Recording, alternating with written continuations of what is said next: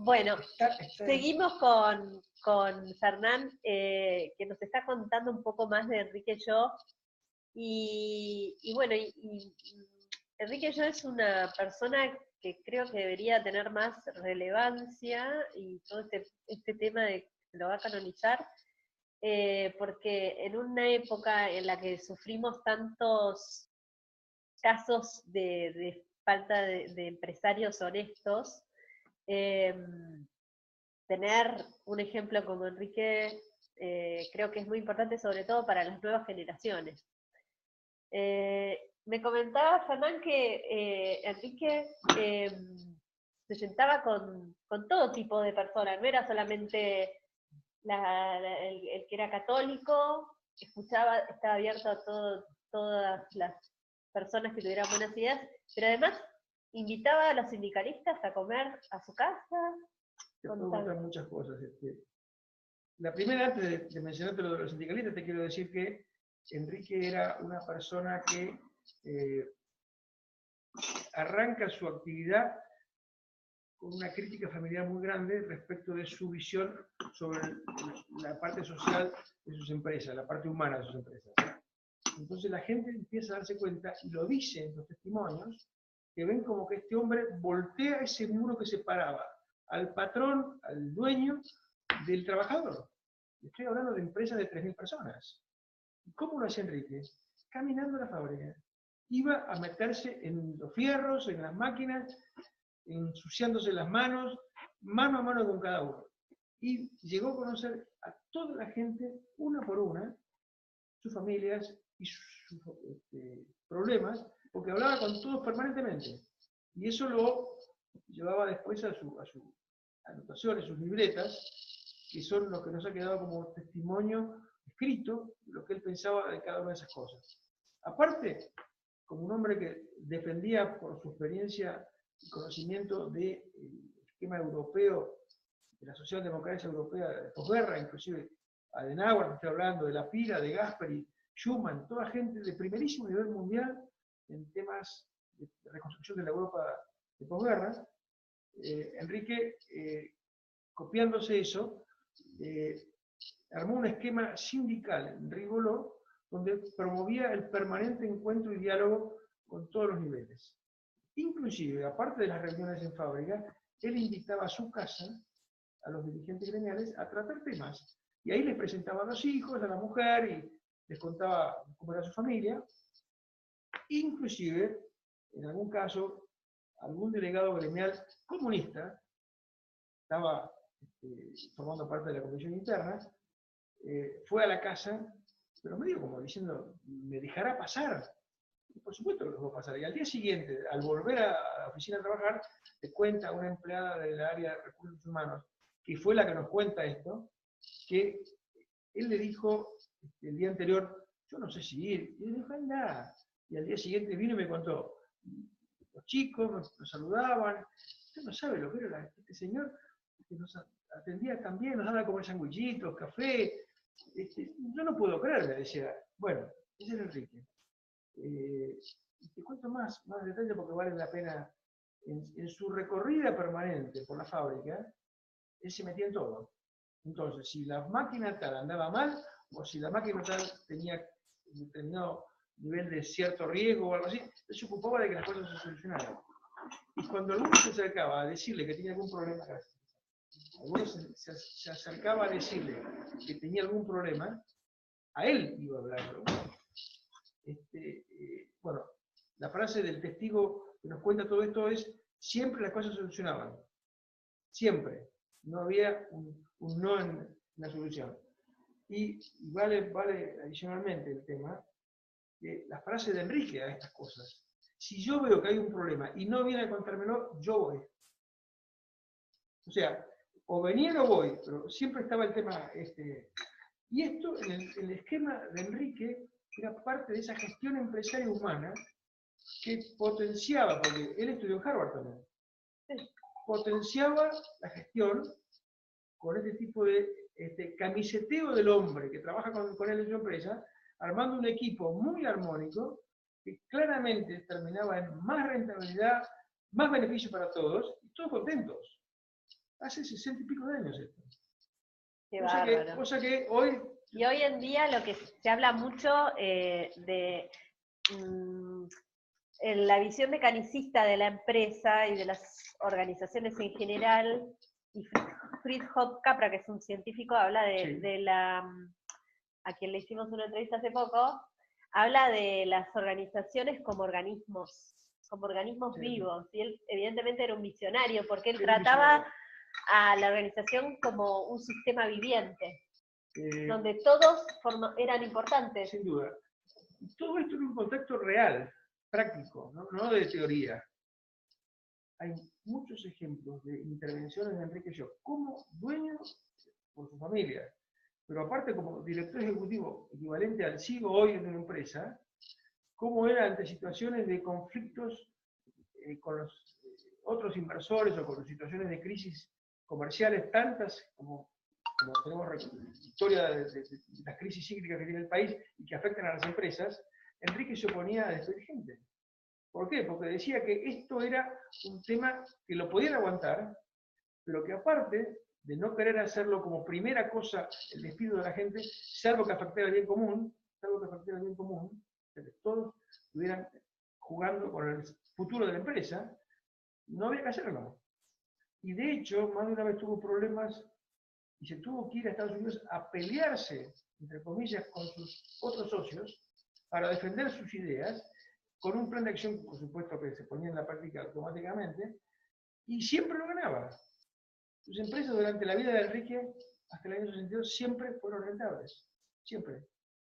Siempre. Y porque tenía una visión sana de lo que es ser un empresario, que no es ser soberbio o tener mucho dinero y ostentar ese dinero o ostentar poder, sino ser un medio para la transformación social. Él era uno más del grupo. Nunca se consideró superior por ser gerente general o el dueño, nunca.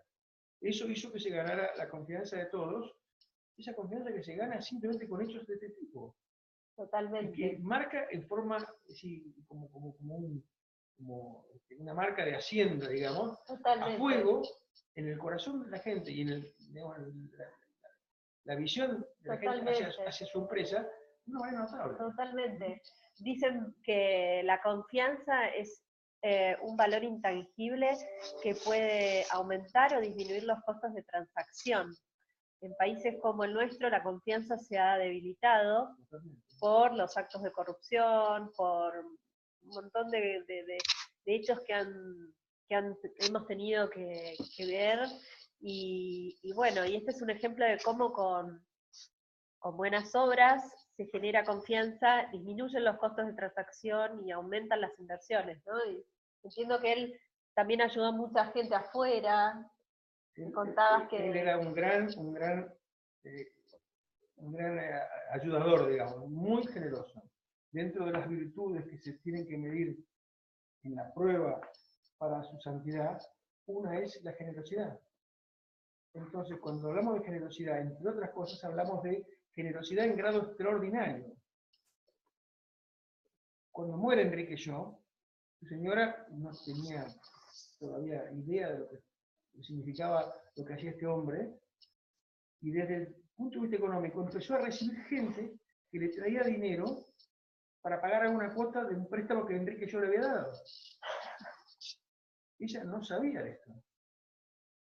Bueno, había una persona que se llama Ricardo Palermo, que vive todavía, de la época de Enrique, era el hombre que le llevaba la parte contable de estas cosas, que nos decía, Enrique se acordaba de dar, pero se olvidaba de cobrar. Ojo, plata propia, no. Sí.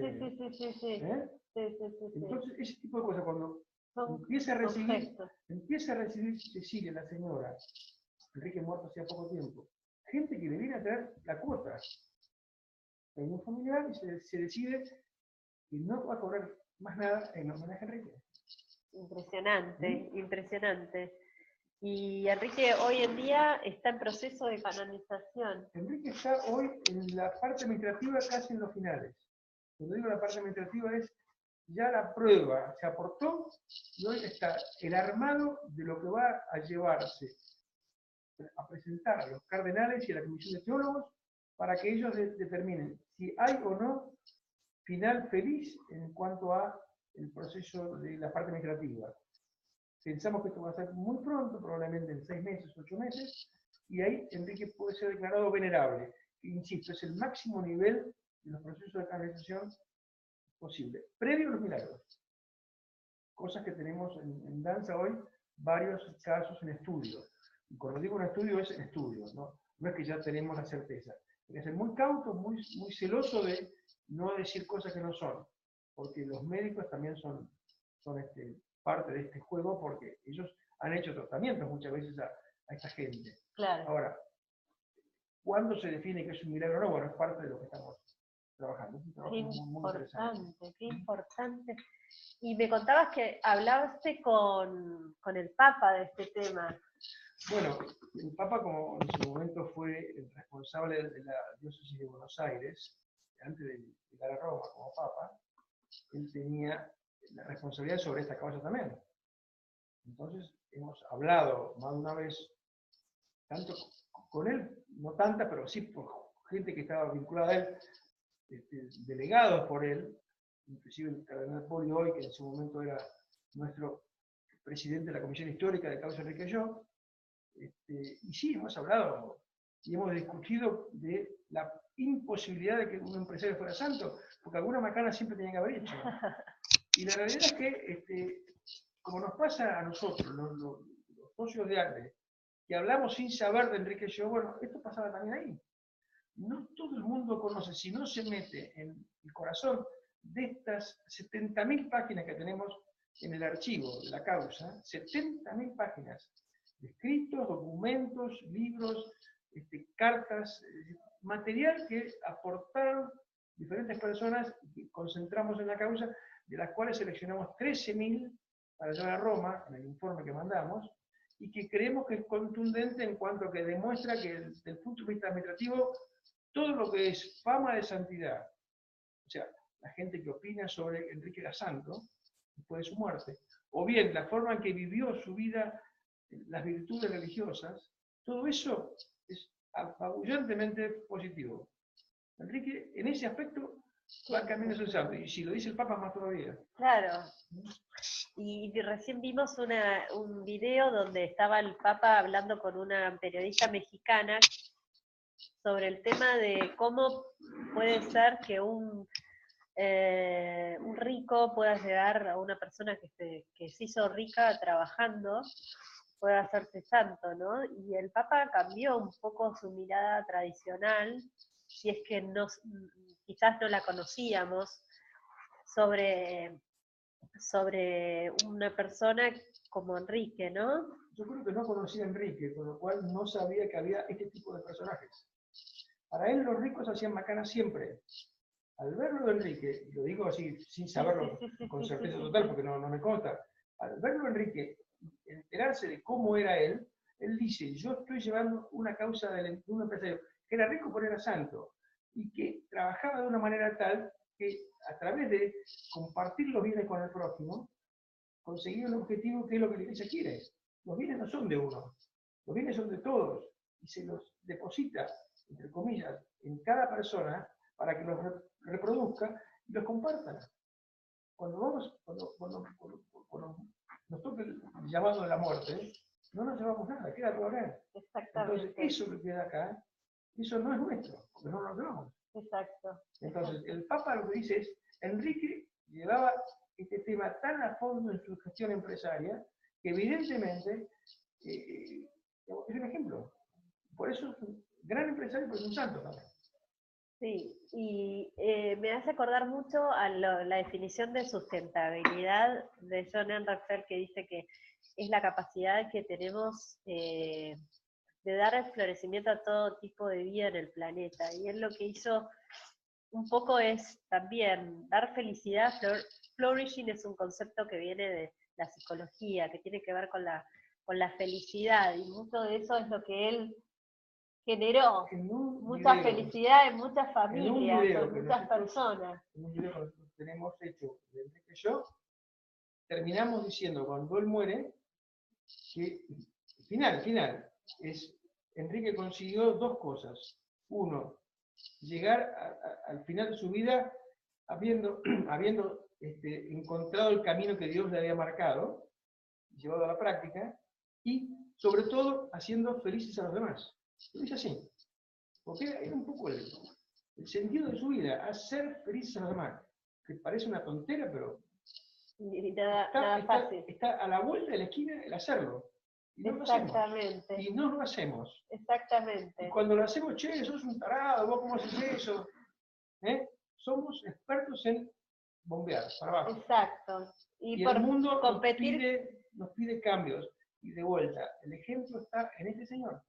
Hay tantos más también, pero... Sí, claro, por supuesto. Y usted también, porque acá tenemos una persona que tiene mucha experiencia de trabajo en empresas privadas, que se enfrentó a la corrupción en un momento que no le convenía, siendo una persona de un alto nivel dentro de la empresa. Aún cuando fuera de bajo nivel. No importa, pero lo que pasa es que hay como un estereotipo de la gente, de los directores, como que la corrupción se da más, y no, digamos, hay gente honesta que también se hace frente a las cosas y que tiene un alto nivel de formación y que ha tenido altos puestos de responsabilidad. Es mucho más difícil para cualquier persona, supongo, dentro de una organización, pero para una persona que tiene mucho que perder en el sentido de todo su esfuerzo, sus estudios, su familia, sus vínculos sociales, porque llegado a un determinado nivel, uno tiene vínculos que hacen que tengan mejor reputación, mejor prestigio, etcétera, y usted renunció a eso, en realidad no renunció a eso, pero se jugó por sus valores, y eso 20 años después se lo han reconocido. Aunque otros le habrán dado vuelta a la cara, pero... Yo diría que el reconocimiento nunca me interesó. Sí veo hoy que la cosa está consolidada, con lo cual siento como que lo que hice sirvió para algo, que es justamente algo que yo hoy creo que es mucho más grande de lo que yo pensé cuando empecé. Mucho más grande. Iba a decir algo que estaba mencionando recién vos respecto del nivel de gente. Me preocupó enormemente escuchar hace poco tiempo un chico joven, con el cual hablaba de Enrique y yo, que me decía, yo la verdad que cuando empecé a trabajar dije, no voy a tener alternativa que aceptar estas maniobras lamentables que hay en las empresas modernas hoy, empresas y gobierno, en fin, donde sea que uno trabaje, porque si yo me opongo, voy a ser automáticamente despedido o rechazado. Tenemos ejemplos todos los días. Entonces yo dije, no, al contrario, vos tenés que actuar en tu lugar, de la forma que sea y en la escala que te corresponda, con la verdad. No puedes enfrentarte a una vida de perdición. Sí. No sé si de perdición, porque la conciencia hoy está mucho más laxa, Sí. pero una vida donde estas cosas dejan de ser importantes. ¿Por qué dejan de ser importantes? Porque nadie se ocupa de que sean importantes, con lo cual no actúan y no reaccionamos. Nuestra responsabilidad, y miremos el caso argentino, como argentinos es, nosotros tenemos que sacar este país adelante. Si no lo hacemos nosotros, nadie lo va a hacer. No es la culpa de Estados Unidos, ni de Rusia, ni de Japón, ni de Filipinas. Nosotros. ¿Somos así? Agarrate porque nos vamos a pegar una piña espectacular. El ejemplo del Enrique y yo es para que nos demos un sacudón antes de llegar al abismo y reaccionemos. Exactamente. Es fundamental. Es fundamental y bueno, y supongo que como toda institución, ACDE debe tener estas dificultades. De hecho, hay toda una tendencia a abandonar las organizaciones acá y en todo el mundo por cuestiones como estas, o que uno no se siente realizado porque no puede desarrollar su virtud, que es lo que hablábamos, entonces se independiza. Y toda una, por ejemplo, Jacob Morgan en una de las últimas reuniones de IDEA, acá en el Hotel Sheraton, hablaba del futuro del trabajo, que muchas veces los mejores profesionales están fuera de las grandes compañías, entonces esta es toda una tendencia. ¿Cómo hace ACDE para poder adaptarse a todas estas nuevas tendencias? Y bueno, supongo que también debe necesitar más diálogo para ayudar a las personas a salir de su zona de confort y empezar a pensar de esta forma, ¿no? El argentino no ha sido un dechado de autocrítica personal. En general nosotros nos hemos sentido, y cuando digo nos hemos, me incluyo, como bastante más mejores de lo que somos. Claro. Con lo cual no aceptamos nuestras falencias y nuestras debilidades. Claro. Yo veo un grupo joven, un grupo incipiente que viene con otra idea. Viene con idea de ¿qué pasa? ¿Cómo podemos colaborar? Ellos van a ser los responsables de mañana, muy pronto. La nuestra ya está jugada. Totalmente. Ahora, mientras tanto sigamos empujando. Esto no, es un carro que no hay que dejar que pare. Totalmente, y la definición Brundtland decía que la sustentabilidad es satisfacer las necesidades del presente sin comprometer las de las futuras generaciones. Si no empezamos a pensar en ejemplos como este, va a ser muy difícil que podamos sobrevivir, el planeta va a seguir viviendo, pero nosotros vamos a empezar a desaparecer. Si no empezamos a cambiar esta visión de la competencia y pasamos a pensar en la colaboración, como dicen teorías como las de Ervin Laszlo, que mencionan que lo que va a hacer que nosotros podamos pasar a otra etapa más evolucionada va a ser la capacidad de colaborar con nuestro entorno más cercano, que son nuestros compañeros de trabajo, con nuestros proveedores, con nuestros clientes, pero con una visión de bien común y no de destrozar al otro, perdiendo un poco la misión que nos hizo formar parte de una determinada organización, o bien crear una organización.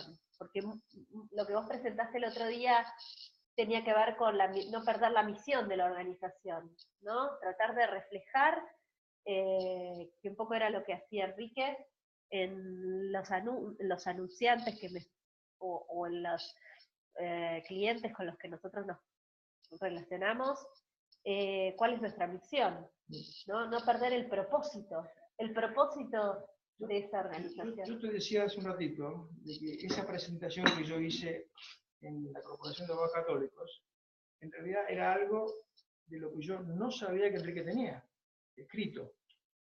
¿Por qué? Porque yo no me quedé dedicado a mirar eso, porque de tanto material, esas 70.000 menos 13.000 hojas o material disponible que yo tenía, no me interesaba mucho el tema del marketing o de la publicidad.